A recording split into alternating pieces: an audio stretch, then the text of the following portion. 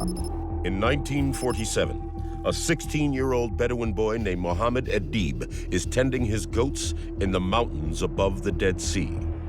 He's in the Qumran Valley, which is near the Dead Sea in Israel, and his goats wander into a cave. Now, of course, he wants to get the goats out of the cave, and so he just picks up some pebbles, throws the pebbles into the cave to sort of scare the goats out, except what he hears is a crash.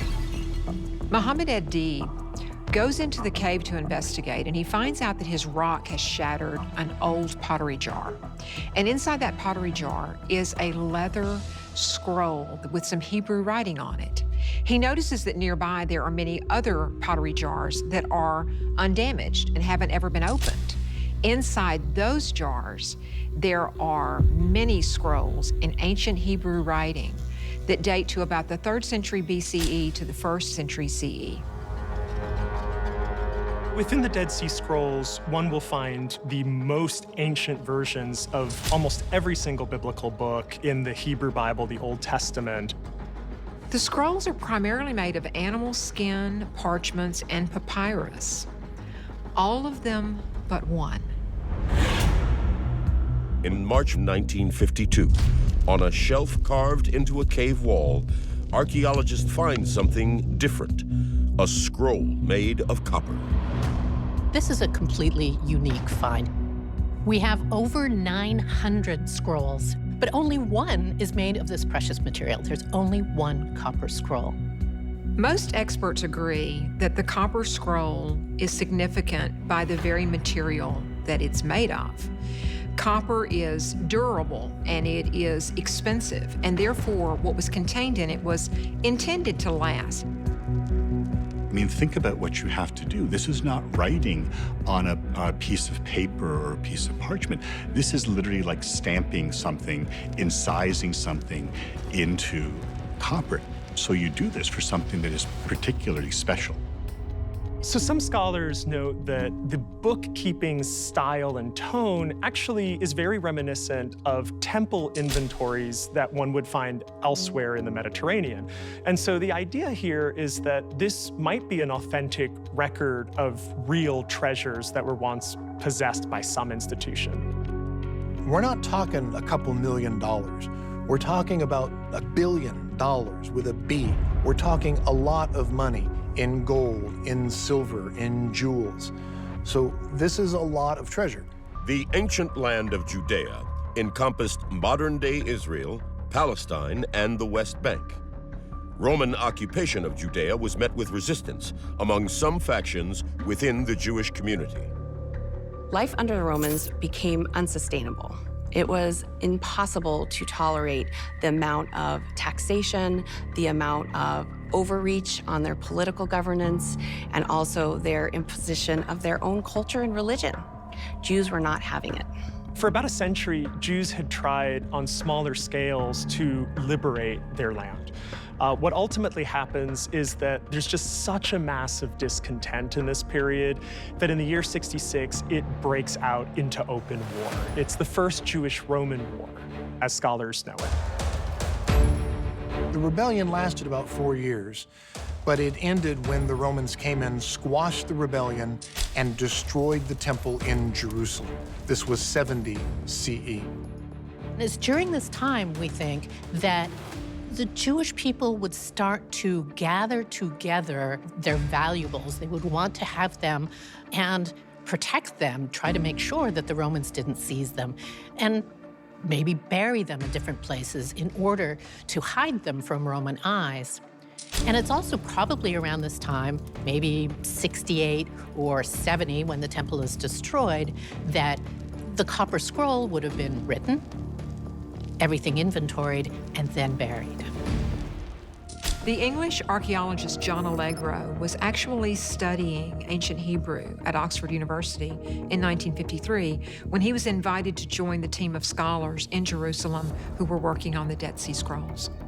The original team couldn't figure out what to do with this scroll because unrolling the copper might mean that it would crumble. In 1955, they devised this really ingenious method to get the scroll open.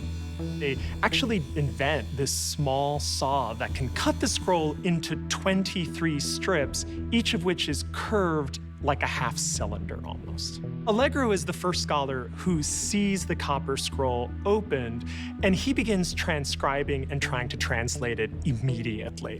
What he discovers is that this is a list of valuables, treasures, and the specific locations where they're buried. In 1959, John Allegro begins searching for that treasure. In the late 1980s, more than 30 years since the discovery of the mysterious copper scroll, the search for its hidden treasure is starting to seem fruitless. Allegro is dead. Gutfeld and Morgan have come up empty. But one man doggedly continues his quest. His name is Vendell Jones. Jones is a real character. He's a Baptist minister turned amateur archaeologist. He's loud, he's opinionated, and he's completely obsessed with the copper scroll. In 1967, Jones moves to Jerusalem, and he becomes part of the team that's excavating the site of Qumran. This is the place where the Dead Sea Scrolls, including the copper scroll, were discovered. If there is a cave in there, we're going to find it. Yes. Even though he's out there and he's digging and digging and he's looking, he finds nothing. His methods and even qualifications are criticized by other scholars. And when search after search comes up empty, his critics feel very validated. Jones is undeterred. He continues digging. And in 1988, he discovers a juglet of oil in Qumran, just like the one described in the copper scroll.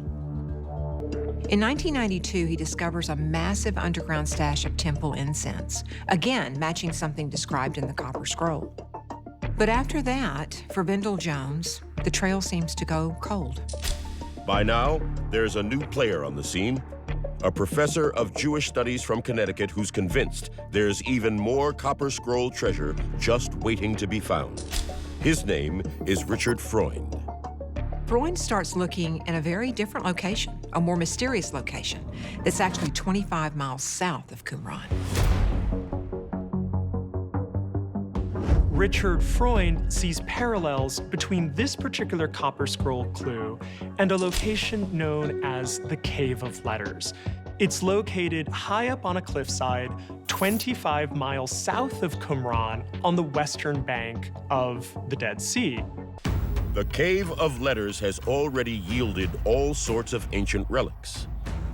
There's a basket of bronze vessels and incense shovels that have pagan images inscribed on them, such as the sea goddess Thetis, who is the mother of Achilles.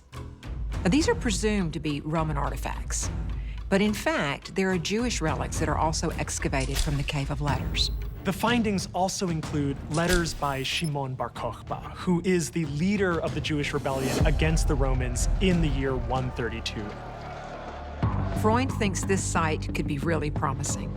He also comes to believe that all of those bronze artifacts that were excavated in 1960 were not really Roman objects at all, but were in fact Jewish ritual objects that were rescued right before the temple was destroyed. Some scholars argue that the pagan imagery disproves the theory that these items came from the Second Temple. Freund strongly disagrees with this. He believes that if the Jewish rebels had the opportunity to have Roman bronze, they would use that material in other ways. They would have melted it down for another purpose. He argues that because these objects are deliberately hidden away, that they are in fact the temple treasure that's identified in the copper scroll.